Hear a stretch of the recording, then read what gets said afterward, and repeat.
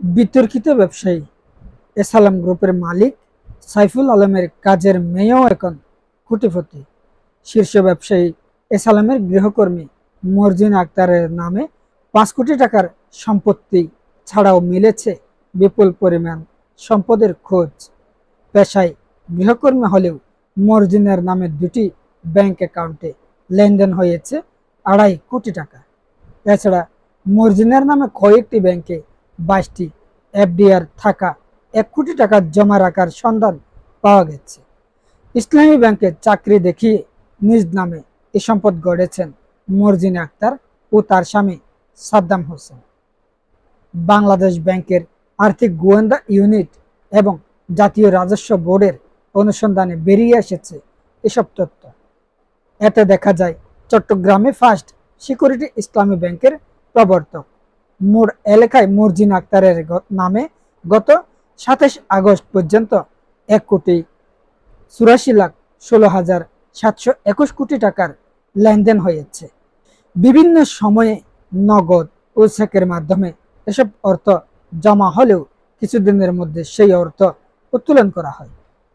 কোটি কোটি টাকার লেনদেন হলেও সর্বশেষ তথ্য অনুযায়ী মর্জিনা আক্তারের ব্যাংক হিসেবে এখন জমা আছে মাত্র 605 টাকা।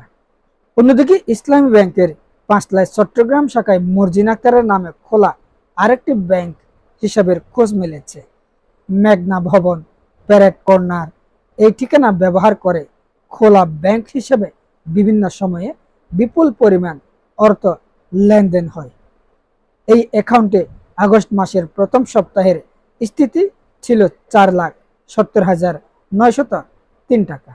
এদিকে ময়মনসিংহের দোবাউড়ায় সাইফুল আলমের গড়া প্রতিষ্ঠান এসালাম গ্রুপের 5 কোটি টাকার সম্পত্তি রয়েছে শিবানন্দ খিল মোড়ের পশ্চিম পাশে। এসব সম্পত্তি সাদ্দাম হোসেন ও তার স্ত্রী মর্জিনার নামে। নিয়ম বহির্ভূতভাবে এসব সম্পত্তি নিজেদের নামে করে নিয়েছে সাদ্দাম হোসেন ও তার স্ত্রী। এ জমিতে গড়ে তোলা হয়েছে মাছের খামার।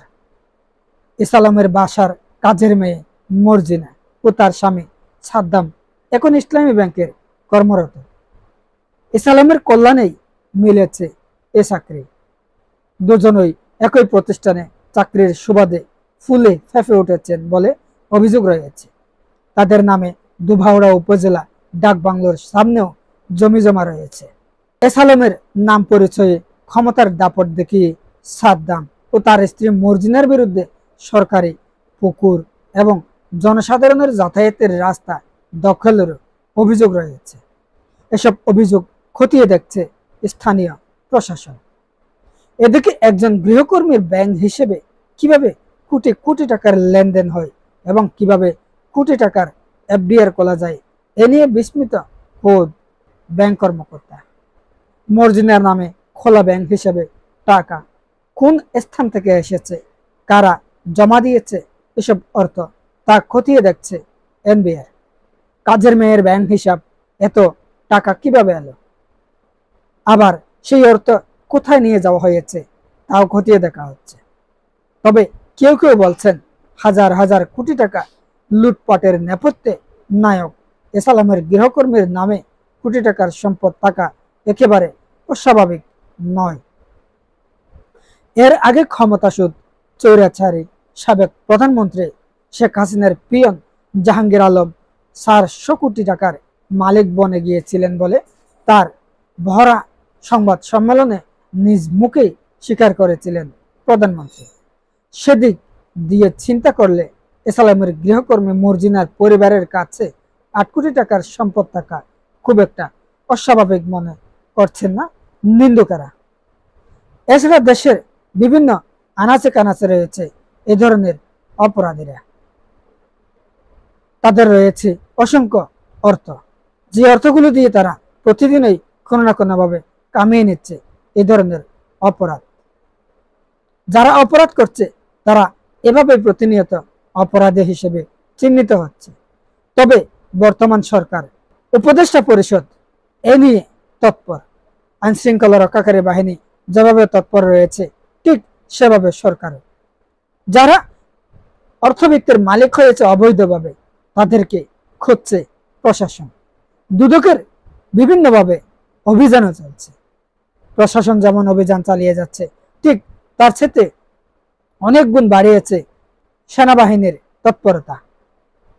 বর্তমান সেনা শাসন চলছে। সেনা শাসনের মধ্যে এখনো পর্যন্ত পুলিশ প্রশাসন একযুগে কাজ করছেন না বিদায় এখনো হয়তো আইন শৃঙ্খলা অনেকটা ব্যাগতিক। যে পুলিশ প্রশাসন যদি রাস্তায় নামে, পুলিশ প্রশাসন অ্যাক্টিভ হলে তখন দেশের পরিস্থিতি শান্ত হওয়ার আশ্বাস। এভাবে আরো কত লোক রয়েছে হাজার কোটি টাকার সম্পদ। শুধু কি এস আলমের গৃহকর্মী? এছাড়া রয়েছে অসংখ্য বড় বড় ব্যাংক বা বিভিন্ন প্রতিষ্ঠান। এসবের পেছনেও রয়েছে এ ধরনের রাঘব বোয়ালরা, যারা প্রতিদিন জনগণের ট্যাক্সের টাকা মেরে দেয়, জনগণের অর্থ লোপাট করে। এ সমস্ত মানুষ রয়েছে বিভিন্ন রন্ধরে রন্ধরে। এদেরকে খুঁজে বের করা এখন আইন শৃঙ্খলা রক্ষাকারী বাহিনীর একান্ত দায়িত্ব এবং কর্তব্য। তারা আমাদের খেটে খাওয়া মানুষের অর্থ লোপাট করেছে। তারা আমাদের সাধারণ মানুষের যেভাবে আয় রোজগার গুলো তারা খেয়ে উঠে পড়ে লেগেছে, তাদের যে ধন সম্পদ বাড়িয়েছে, বিদেশে বিভিন্নভাবে জমি জমা কিনেছে, বড় বড় দালান কোঠা করেছে, এসবগুলো পেছনে কি রয়েছে, রহস্য কি, এত টাকা আসার কারণ কি, এসব খুঁজে বের করা এখন তো উচিত। তাদেরকে আইনের আওতায় এনে রিমান্ডে যেভাবে তাদের কাছ থেকে স্বীকারোক্তি আদায় করা যায় সেভাবে স্বীকারোক্তি আদায় করা একান্ত দায়িত্ব। দীর্ঘ 15-17 বছর পর্যন্ত তারা এভাবে মানুষকে হয়রানি করে গিয়েছে। বিগত সরকার থেকে শুরু করে সকলেই সাধারণ মানুষকে, সাধারণ পাবলিককে বিভিন্নভাবে হয়রানি করে গিয়েছে। ঊর্ধ্বতন কর্মকর্তাদের সহযোগিতায় রাজনৈতিক নেতৃবৃন্দ এবং সমাজের পাতি নেতাদের সহযোগিতায় তাদের সাধারণ মানুষকে প্রতিনিয়ত নির্যাতন করে গিয়েছিল। এখন মানুষ বুক ফুলিয়ে হাঁটতে পারলেও অধিকাংশ মানুষ এখনো ভয়ে আতঙ্কে রয়েছে। কাজের মেয়ে মর্জিনের কথা আমরা এতক্ষণ পর্যন্ত শুনছিলাম, কিভাবে কুটিপতি হয়েছেন, এসব বিষয়গুলো আমরা এতক্ষণ পর্যন্ত এই সংবাদের মাধ্যমে জানানোর চেষ্টা করেছি।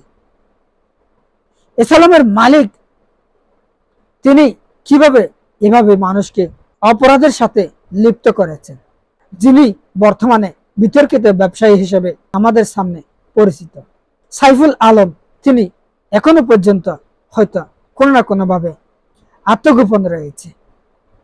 তার সহায় সম্পদ, তার বিভিন্ন অট্টালিকা আমরা যেভাবে খবরের মাধ্যমে জানতে পারি, সেই কথাগুলো হয়তো আজ এই ভিডিওতে নাই বললাম। দেশের বিদেশের সকলেই জানে এস আলমের কত সম্পদ রয়েছে, অজানা রয়েছে কত সম্পদ, এর হিসাব এখনো অজানা।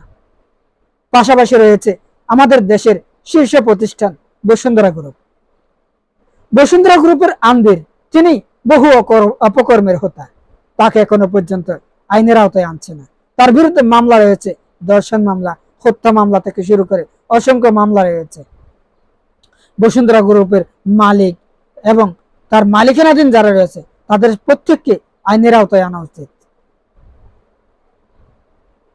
সকলে ভালো থাকবেন, সুস্থ থাকবেন, সুন্দর থাকবেন। কথা হচ্ছে আরো পরবর্তীতে নতুন কোন ভিডিও নিয়ে। আসসালামু আলাইকুম ওয়া রাহমাতুল্লাহি ওয়া বারাকাতুহু।